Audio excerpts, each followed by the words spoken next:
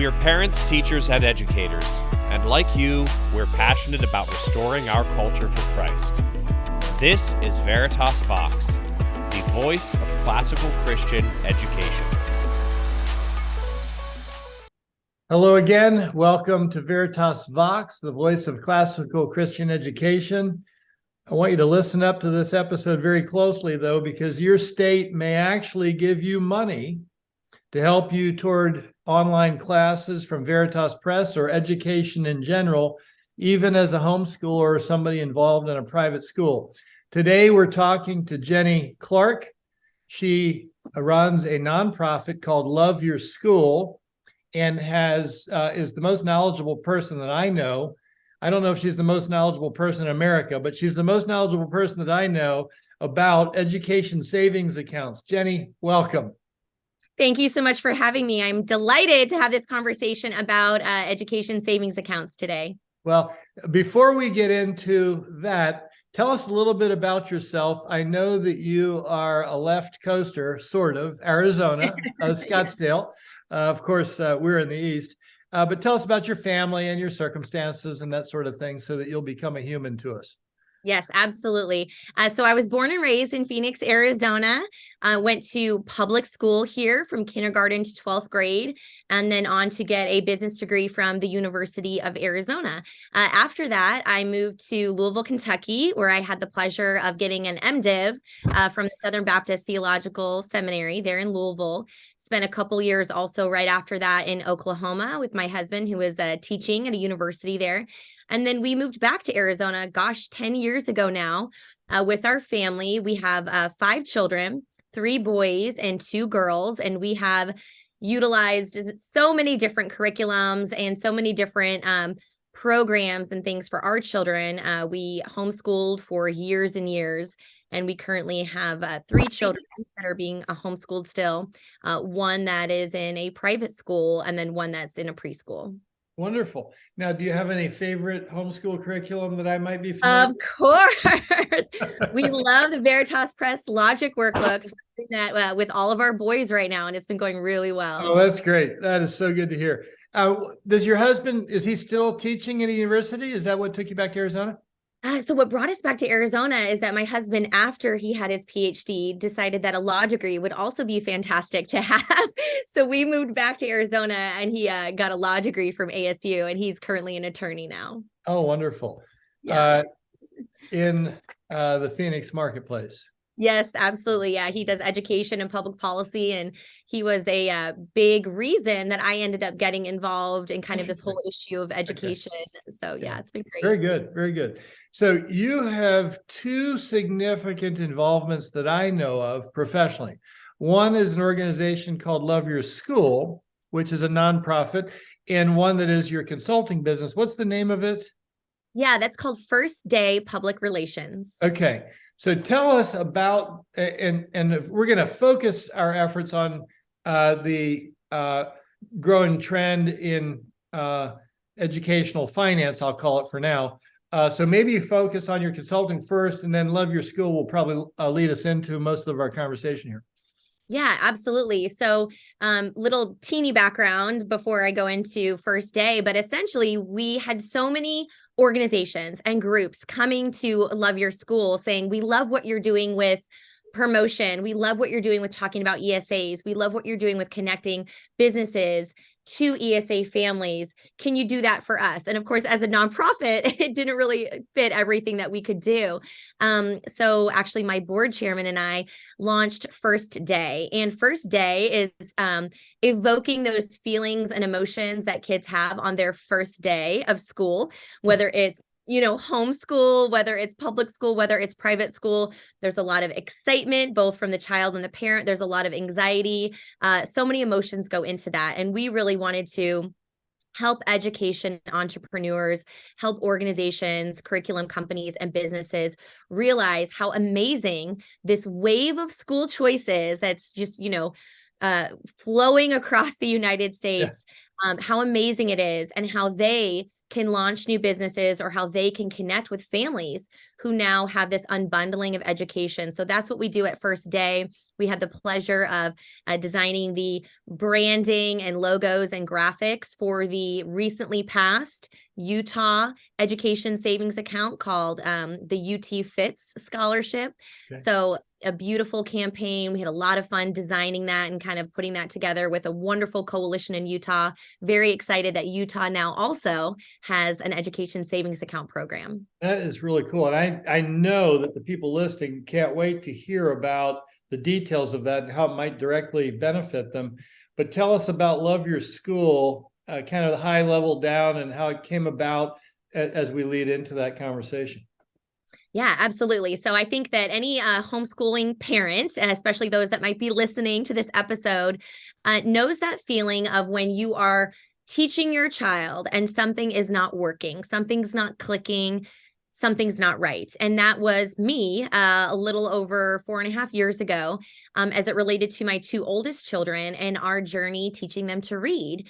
And I wasn't sure if it was the curriculum. I wasn't sure if it was me, as a homeschool parent. I didn't know what it was, but I knew something wasn't right. And so our family went through the process of getting our children evaluated through the local school district, which is something that every parent, homeschool parent all across the US has the legal right to do. And through that process, it was Let's unpack. Hold on. I want to pause on that for just a moment. Okay. I think it's worth mentioning.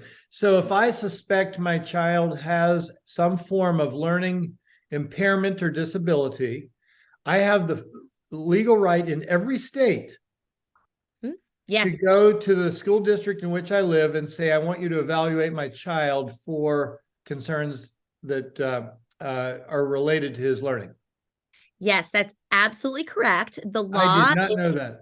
Yes, it's federal law, Federal IDEA law, which stands for Individuals with Disabilities Education Act. And the particular law that relates to the evaluation process for children ages 3 and above is called Child Find. And so each state has a process set up for how they implement Child Find. Most of them are very, very similar, but the parent simply requests an evaluation from their local school district that they reside in. And then that triggers this process of what is known as Child Find. So it's a very important thing for families, especially homeschooling families, to be aware of. Unbelievable. That is really good to hear. Thank you. Okay. Yeah, So, absolutely. So back to your story. So we went through that process. And again, it was difficult. It was challenging. At the end of that process, we discovered that our two oldest boys had severe dyslexia and dysgraphia, which has to do with handwriting. So it was a relief, to know, okay, it wasn't us. It wasn't our fault. It wasn't something that we had done. Our children actually have a learning disability. But we were very disappointed to discover that the school actually that we went through the evaluation process with, we said, okay, well, what could you guys offer? Because we were curious. Right. And they said that they had no programs to remediate dyslexia for children. So not only was that just a total shocker in and of itself, we'll put that on the table. At that point, we discovered that we qualified for our state's ESA, Education Savings Account. Okay. And we got on this ESA. We were disappointed to find out we could have qualified 2 years earlier, but that's another story. We got on this ESA and all of a sudden we were able to use the education dollars that were allocated for our child's education to get our kids dyslexia remediation therapy, purchase curriculum, get other therapies and tutors covered, which is just absolutely remarkable. Arizona was the first state to have an ESA. It passed here in 2011. And of course, we were the first state just this last year to have that program become universal, meaning not just for students with learning disabilities or special needs, not just for kids leaving D or F rated schools, for everybody.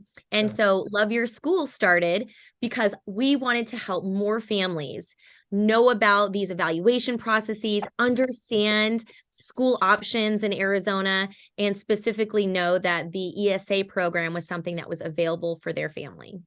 Wow. Arizona has been really forward thinking even prior to that and prior to the law that made educational savings accounts available to all students, K-12 students.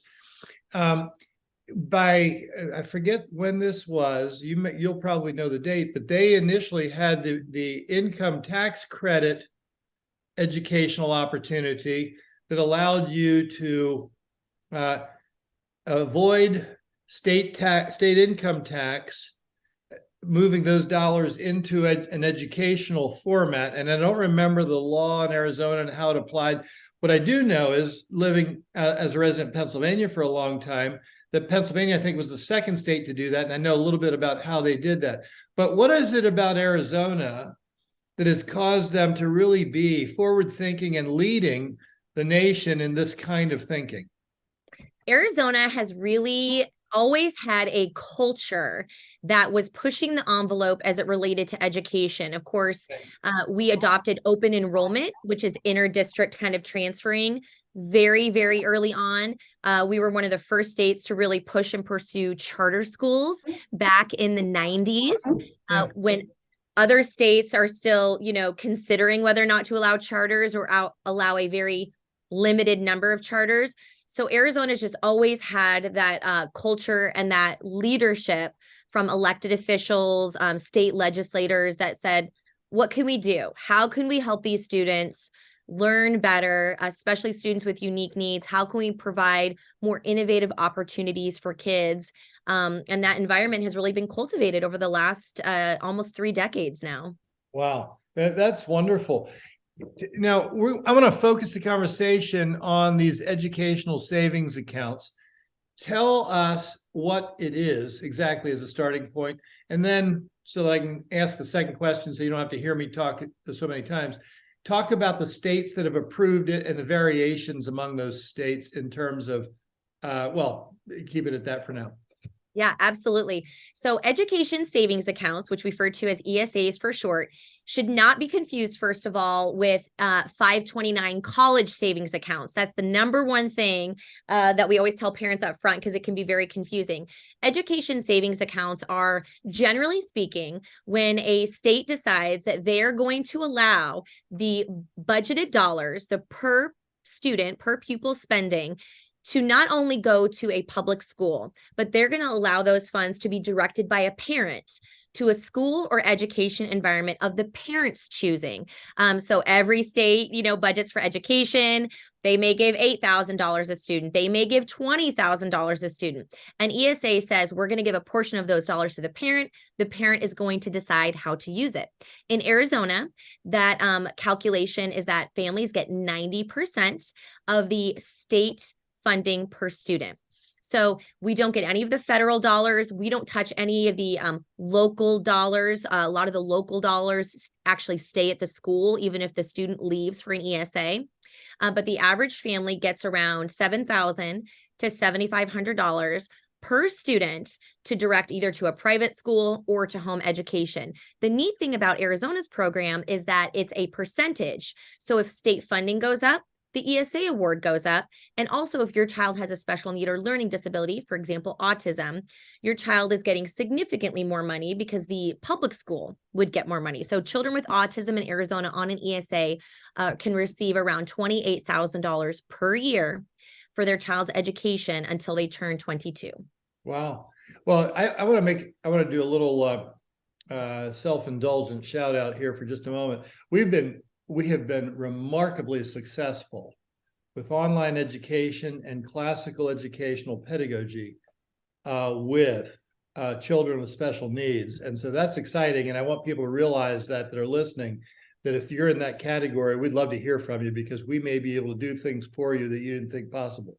But secondly, it is a really exciting thing for me, because one of the burdens I have carried in this 30 years now of being involved in classical education is how valuable it is for families that want it, and yet how costly it is, and how difficult it is for someone to pay for the education of their children twice, once with their tax dollars and another with their after-tax dollars to pay for some form of private education, whether that's in a bricks and mortar school an online school or even at home teaching it as a pure homeschooling experience. And with this money now coming to bear, it's opening up this opportunity for many people. And I think you are doing a wonderful job of getting the word out. We want to help do that. So tell us more about what's going on now with Arizona, how it happens, and then other states that have approved it, other states that are planning to approve it, and how those processes seem to be different, how they're similar. Help us understand how to get involved. Absolutely. So there definitely is a political element to getting an ESA passed in a state. But we really want to encourage parents that don't think it's impossible. This issue is actually a very bipartisan issue. When you look at data and research and polling, families from all different socioeconomic backgrounds, families from all different political parties support school choice in crazy numbers. So that's the first thing I want to say. So don't be discouraged if your state traditionally has been a state that does not have school choice. That being said, the states that have advanced school choice measures recently have been states that usually have a Republican majority. West Virginia received or rather voted in and passed a Hope Scholarship, ESA, and that was last year. That is also an element of universal. Families can switch out of the public school, get on the Hope Scholarship, and receive $4,300 either for private education or for home education in West Virginia. After West Virginia, Arizona passed our universal ESA, but our universal ESA is, what we would call truly universal in that homeschooling families qualify and current private school families qualify. So all 1.1 million school-age children in Arizona qualify for our state's ESA. As I mentioned, Utah just passed their ESA. They have a few different guidelines there that are going to phase in over 3 years. The first is a certain income cap. You have to meet a certain income qualifying cap. Like if your family, if you're a family of 5, it has to be your income has to be at 185% of the poverty level. That goes down each year until eventually the program opens up for everybody in year 3. And then also Iowa just passed. In year 3, the qualifying cap goes away. Yes, I believe it is in year 3 that the qualifying cap goes away. And there's the first year it's 5,000 students can get on their ESA, and then it kind of shifts from there. Okay. And then Iowa also just recently passed an education savings account. I don't know all the details of Iowa's, but presently, for at least this first year, it can be used for private tuition. So not for home education yet in Iowa, for private education at any accredited school, which I believe Veritas then would qualify. Yeah. Well, since you mentioned it, let me just say that we have the ability for people to buy our curriculum and take our courses and be either homeschooled for legal considerations or in a private accredited school with an accreditation that's recognized internationally. And so we can meet all of those standards. And it's a little bit like, the question is, do you want to be considered homeschooled or do you want to be considered in a school? We can have it either way with no real difference in substance. I love that. So that's very important for families to know, especially some of these states that are passing ESAs that do require the funds to be used at a private school. And then the other states right now that have presently have ESAs are Florida, Indiana, Mississippi, New Hampshire, North Carolina, and Tennessee. Tennessee's program right now is for students who are in 2 counties. So their program's not universal yet. Some of these other states have similar guidelines, special needs. The other ones I've mentioned so far are not yet universal, but Tennessee's is if you are living in either Shelby County, Nashville County, or your child is switching out of an achievement school district, which is like a poor performing school, they have access to the ESA. So those are the states that currently have some form of an ESA. But the exciting thing is that we are seeing multiple states this spring, while legislatures are in session, either propose and potentially get signed and passed new universal ESA programs. So we're looking at places like Florida going universal. We're looking at Idaho now, I think, is on the list. Ohio, Texas is looking at something. We're hearing from Arkansas, Mississippi for universal. So this is a very exciting time to be watching what's happening in different states. I think now that the first domino has tipped with universal ESA in Arizona, we've got families all over the nation that are going, hey, I want access to my child's education dollars too. I'm the parent. I want to direct my child's education. Right. And so those parents really have the power to talk to their legislators and their leaders and move things like these ESAs forward in their states. Yeah. Well, funding for education has been a state activity through public schools for, 150 years, maybe. I'm not sure how long it would have been funded that way, and maybe even longer. And now giving parents real choice with that money is, I think, a very significant thing. I'm sure there are those listening who would not want to say, I don't want to take the state's money, but I think there's a sense in which we should remember it was our money. And it's not quite that simple, but the state doesn't have any money that they don't get from us in ultimate sense. And that, I know what your dreams would be, but what do you realistically expect this will look like in 2 years or 4 years or something like that? Yes, absolutely. So realistically, I think in 2 years, we could easily see 10 to 15 more states passing these ESAs. I am an eternal optimist. So I think that we might even see some of these, what people would describe as like purple or blue states, start to consider school choice legislation. And I think the reason why is not just because what I mentioned earlier about just how supportive voters are of these programs.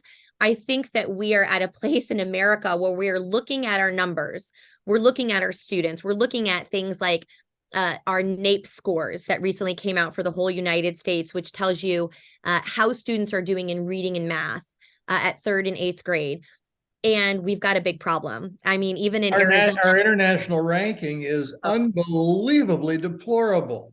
Yes, exactly this. And so this becomes an issue not just of, public versus private, ESAs versus, public dollars, homeschool, all these questions. This really becomes a future of our country and our kids, and every individual, every business owner, every citizen should be concerned about that. And if we can find policy levers that are going to enable kids to get the education that they need so that they can be successful citizens, then we need to be looking at all different options and ways to do that. And so ESAs are just one, I think, incredible option. When I think about my kids, I don't think that they would have done well in the public school system, even though I had a totally, fine time in the public school system, because of that dyslexia piece, because of what I know of if a child is not reading well at 3rd grade, what that means for their future, and what my local school was able to offer. An ESA completely transformed their lives, transformed their education, it transformed their future. And so it's my hope that down the road, we will see every state start to move in this direction, because we realize that we need solutions for our kids. Well, there are additional elements for those of us, and most of the people here, of course, listening, are people who want godliness for their children. And I'm convinced that godliness requires a Christian education, that we want to raise our kids in the nurture and admonition of the Lord. That involves understanding history from a biblical perspective. That involves understanding that God has been providentially involved in everything, and we're not going to get that from secular places. And so it is so encouraging to me to see financial resources available to people who couldn't afford it otherwise. And that is really, really exciting. Absolutely. Do you have any concern that this movement will backfire and end up somehow putting controls over Christian education that they wouldn't want coming from a government? That's a fantastic question. I think that's something that we always have to be on guard about. I know that conservative public policy organizations, conservative Christian organizations, homeschool organizations, always, every year, in every state, have to be on guard against what we would call hostile legislation in those areas. So that's always been the case, and that will always continue to be the case, even as it relates to education savings accounts. One of the things I can say, and my husband actually recently did an article on this issue for Utah. It was published at the Goldwater Institute's blog, but it was essentially answering those concerns and those questions. The good news is that for 10 years, where we had an ESA in Arizona, we did not see any additional regulations on private schools or on home education as a result of the ESA. The reason why, and it's very important with how these are kind of produced, is that these ESAs are produced, is that when you have an ESA, the dollars are not flowing directly to the school. In that case, it would be considered a traditional voucher program. Right. Yeah. With the ESA, the dollars are flowing to the parent, and that is in the form of a scholarship. And that is where then the parent is directing those dollars. So there's a separation. There is a one-step separation there. That's right. Good. That's exactly right. And so legally, that's how, in Arizona at least, our law was challenged in 2014, but it was upheld as constitutional because the money is not flowing directly to the school or the end provider. It's flowing to the account holder, to the parent first. Yeah, I love that. This is incredible. Where can people that want to learn more get more information? I know you maintain websites. Don't be bashful. Tell us about them. Tell them what they can find on your website, Love Your School. Yeah, absolutely. So our website is loveyourschool.org. We're also on social media, on Instagram, on Twitter, on Facebook. On our website, we actually have the opportunity for you to do a drop down if we're not operating in your state, and to fill out a form that says, hey, I'm interested.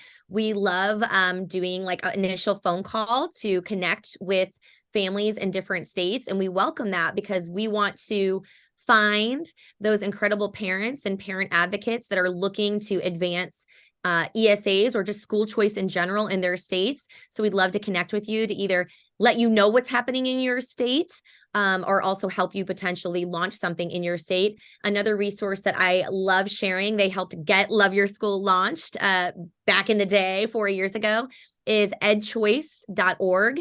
Okay. Edchoice.org is fantastic in that their website allows you to select your state and see what legislative options, scholarships, tax credits might already be available in your state, because some of these states do have existing programs. They might be very tiny, but you might be surprised what your family may already qualify for in other states. Yeah, that is great. Thank you so much. This has been incredible. You and I have spoken before, and I know you've spoken to staff and are helping us with various things, but this has been a real learning experience for me. And it's so good to catch up with you again and to learn that this is not a fixed target. There's a lot of dynamics here, and tomorrow things might even be better than they are today in terms of legislation and other things going on. So will going to loveyourschool.org be a place where parents will understand how to get started? They can go there to get find out how to get started in their state if they happen to be in one of the states that's approved the legislation? Yes, that's exactly right. And a big piece of that is we like to provide one-on-one, what we call parent concierge service to families. So even families that are looking to transition to homeschool, we like to support that. Families who are looking to get their child evaluated, we can help you understand the rules and the regulations that might be slightly different in your state. So that's a great place to go and get started. And kind of in the school choice world, Marlin, and I wasn't the one who coined this, I need to figure out who did, but we like to say that school choice and ESAs are a tsunami. So everyone better just grab their surfboard. Well, if you have to surf in Arizona, it will have been a big tsunami. This is true. Today, folks, at Veritas Vox, we have had Jenny Clark. I hope you found this helpful. I sure did. Jenny, thank you so much for joining us. It's been a Folks, pleasure. Thank you. This is Veritas Vox, the voice of classical Christian education. Thank you for being with us today.